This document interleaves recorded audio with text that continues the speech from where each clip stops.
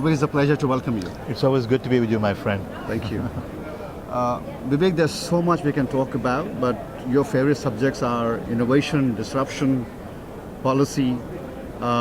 Sometimes it's liked and most of the time not liked, but you are a hard hitter, you speak from the heart, and that is important, and that's what people like about you.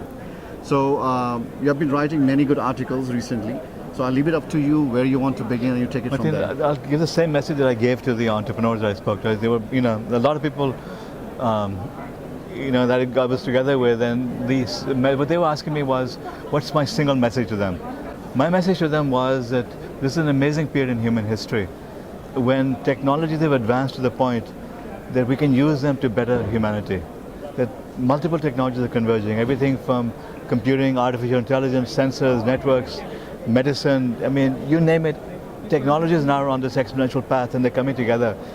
And when you harness them effectively, you can start building solutions to take care of the problems that we've had, humanity has had. When I say problems, I mean the problems of hunger, the problems of disease, the problems of energy, the problems of education.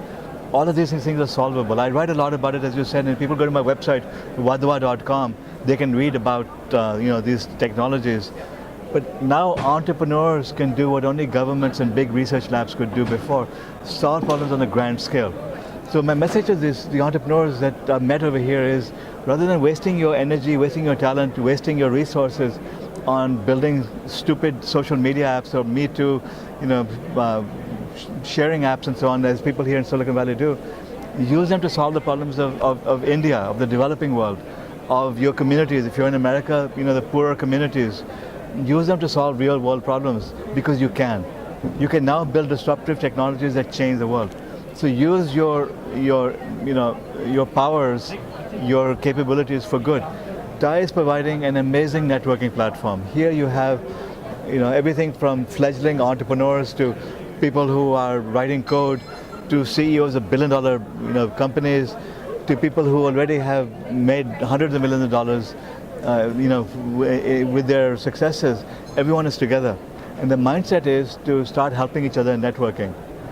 It's an amazing resource. Take advantage of it to now build something useful for the world and to better mankind. Vivek, the other argument is for entrepreneurs starting out who want to innovate, where you're taking them is social entrepreneurship. Unfortunately, it's the wrong word. That's another discussion I've had.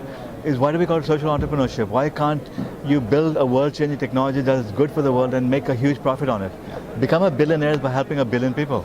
Why do we put a stigma on it? It's social entrepreneurship. It's like a caste system over here. No, that's the most important entrepreneurship there is. It's meaningful entrepreneurship to solve real problems and to better mankind and to be very successful. That's what's possible right now. I'm going to take the example of India. You have been positive and negative and in between.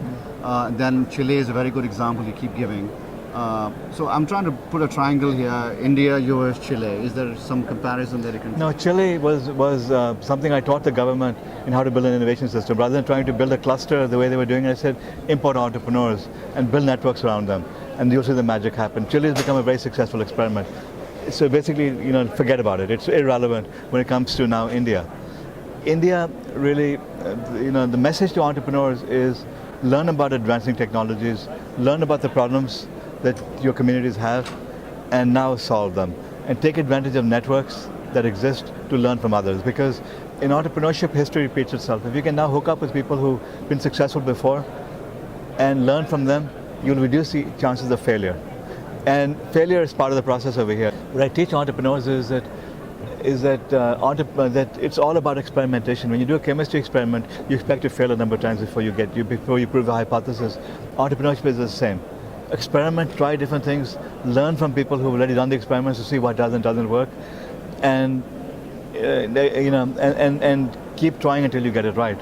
So by networking, by getting people to mentor you, you can short-circuit the process. So message, focus on solving good problems, learn from others, and also, copy ideas. Don't be hesitant to learn from Silicon Valley companies and see what does and doesn't work over here and apply them to a different context in India.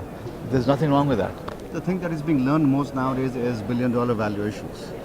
That's mindless because it's one in a million companies that will achieve this billion. So one in maybe 10,000 to 100,000 companies that will achieve the billion-dollar valuations, and then also most of these entrepreneurs don't.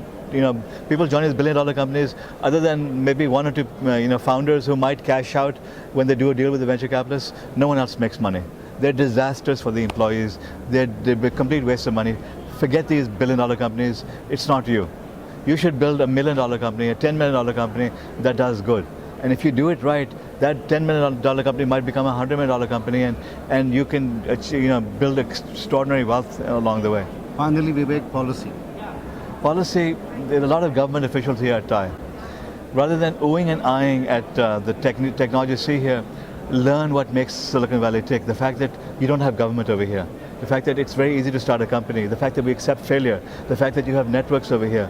So what policymakers have to do is to remove the obstacles from entrepreneurship, facilitate networking and mentorship, and in the case of India, improve infrastructure, education, do what you can to make India better overall, and give entrepreneurs their own space so they can take their risks and better the world. Entrepreneurs will do the magic if you let them. All right, Vivek. All right, Thank my you. friend. Appreciate it. Always good to talk to you. Thank you.